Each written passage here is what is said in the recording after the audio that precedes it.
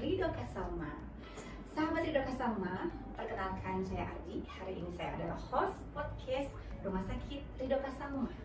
Baik, sahabat Ridho Kasama, kita sudah lama sekali ingin berjumpa dengan seorang. Beliau ini adalah seorang wanita. Beliau adalah seorang dokter obgyn, dokter kandungan, yang pastinya kita akan bertanya-tanya banyak sekali. Oke, saya sudah tidak sabar nih. Siapakah beliau? Tara, silahkan dokter, perkenalkan diri. Oke, assalamualaikum warahmatullahi wabarakatuh. Sahabat Ridho Kasama semua yang soleha dan cantik-cantik. Perkenalkan, saya Dr. Nurhayati. Sudah bertugas di Ridho Kasama sejak tahun 2007 dan sudah menjadi spesialis obstetrik ginekologi sejak sudah 21 tahun. Jadi cukup lama. Dalam hal ini saya ingin membagikan ilmu walaupun sedikit, tapi insya Allah bermanfaat untuk sahabat-sahabat Ridho Kasama. Baik, assalamualaikum dokter. Waalaikumsalam. Apa kabar dokter hari ini? Alhamdulillah. Sehat ya dok. Ya. Mudah-mudahan kita sehat semua, termasuk sahabat Ridho Kasama. Amin. Baik, dokter izin bertanya di sini. Dokter kan tadi sudah 7 tahun ya. Alhamdulillah luar biasa. Karena Ridho Kasama sudah hampir 12 tahun berjalan menjadi rumah sakit. Betul. Dok, izin sahabat Ridho Kasama pasti banyak ingin bertanya-tanya. Dokter ini prakteknya di hari apa saja, jam berapa gitu? Oke. Saya berpraktek dari Senin sampai hari Jumat dari jam 10 sampai jam 12. Tapi kalau ada kasus-kasus emergensi biasanya sampai malam, nggak pulang-pulang. Iya, luar Hari biasa. Sabtu dan hari Minggu juga tidak menutup kemungkinan saya selalu ada di situ. Baik, luar biasa ya, loyalitas dokter obgyn memang. Baik, sahabat Ridho Kasama, jadi beliau adalah salah satu dokter terbaik kami juga. Salah satunya dengan loyalitas yang tadi kita sudah dengarkan dari beliau. Intinya 24 jam kami akan siap. Dokter obgyn, dokter murni akan siap melayani sahabat Ridho Kasama. Baik, dokter, kita hari ini ingin membahas tentang pentingnya nutrisi bagi kehamilan. Dokter barangkali bisa share kepada sahabat Ridho Kasama, oke, seperti apa gitu. Silakan dok. Assalamualaikum warahmatullahi wabarakatuh. Seperti kita ketahui bahwa untuk kehamilan diperlukan nutrisi yang asupan yang cukup, sehingga asupan yang cukup itu dapat memberikan wanita hamil ini kecukupan gizi untuk bayinya dan mampu melahirkan secara normal, sempurna. Begitupun juga dapat memberikan ASI setelah melahirkan. Dengan berdasarkan itu, nutrisi itu adalah karena masalah penting nutrisi itu. Karena apa? Di sini merupakan sangat berpengaruh kepada wanita itu sendiri, kesehatan wanita itu sendiri, juga untuk generasi mendatang. Artinya begini, kita umpamakan jika ibu yang melahirkan bayi dengan asupan dan nutrisi yang bagus, yang cukup, maka dengan demikian melahirkan bayinya juga bayi yang sehat. Setelah itu dia menginjak remaja. Remaja juga kan memerlukan, karena asupannya yang sudah ada, yang pertama sudah sehat, berarti asupannya juga bagus, gizinya bagus, sehingga dia menstruasinya sesuai dengan umurnya, biasanya sekitar umur 11 sampai 12 tahun. Dia tidak mudah terkena infeksi karena pemberian ASI yang cukup dari ibu yang waktu melahirkan. Terus setelah dia beranjak dewasa juga dia infertilitasnya, kesuburannya juga tidak terganggu, jadi mudah hamil. Terus dia juga bisa memelihara kehamilannya dengan baik, melahirkan bayi yang sehat, bukan bayi prematur, bukan bayi dengan hipoglikemi karena jadi bisa dilahirkan dari ibu-ibu yang diabetes, bukan bayi yang kurang gizi atau stunting. Nah, itu semua sangat berpengaruh karena dari asupan nutrisi awal dari ibu yang hamil. Nah, kita yang paling penting lagi, ibu hamil itu dengan mengeluarkan bayi itu dia bertanggung jawab terhadap kesehatan bayinya itu dalam 1000 hari pertama kehamilan. Artinya untuk 3 tahun itu dia bertanggung jawab dengan asupan yang cukup. Dia bisa menjamin kesehatan bayi sampai dia bisa menyusui 2 tahun sesuai dengan sesuai dalam kaidah Islam ya. Memang kita harus menyusui 2 tahun. Paling tidak 6 tahun ASI eksklusif tanpa pemberian pengganti ASI. Baik, siap, luar biasa sekali. Baik, dokter, banyak sekali tadi yang sudah disampaikan. Ini netizen juga pasti bertanya-tanya, ada pertanyaan juga ini. Baik, dokter, saya ingin bertanya terkait pentingnya nutrisi ibu terhadap keturunannya. Jadi untuk faktor dengan ibu dengan undernutrition tadi, pengaruhnya apa untuk keturunannya seperti itu? Iya. Kalau misalnya asupan ibunya itu di bawah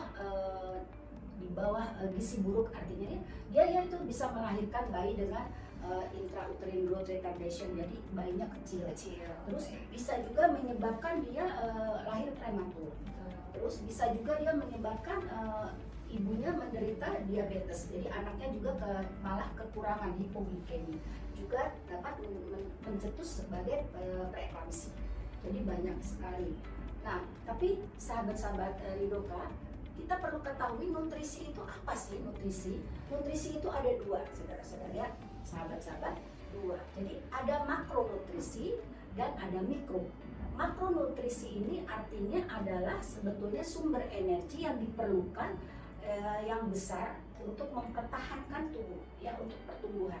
Nah, ini betul-betul bahan pokoknya diambil dari makanan kita, makanan utama, bahan makan utama yang mengandung pertama karbohidrat, protein, dan lemak. Itu 3 makronutrien. Sedangkan yang mikro adalah untuk fungsinya untuk melakukan fungsi-fungsi fisiologis seperti untuk tabung saraf,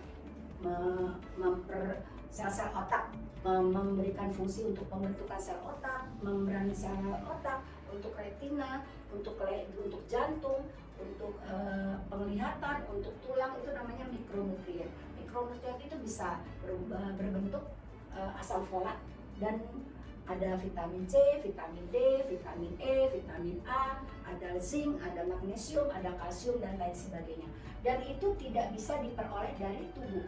Jadi kita harus ambil dari produk-produk makanan, jadi menunya harus bervariasi. Itulah yang dipentingkan ibu-ibu, sahabat-sahabat Ridoka harus mengetahui apa yang kita harus makan ini supaya kehamilan kita sehat, bayi yang kita keluarkan juga sehat, dan bisa menyusui secara eksklusif tanpa harus ada bantuan dari susu sapi.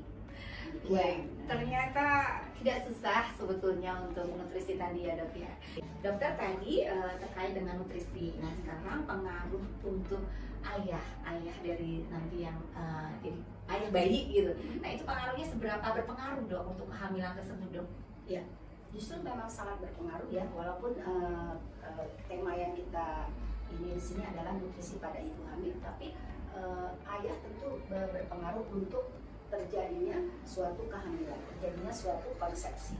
Nah, kalau sperma yang dihasilkan juga kurang baik, otomatis bayi yang dihasilkan juga bisa menyebabkan dia keguguran.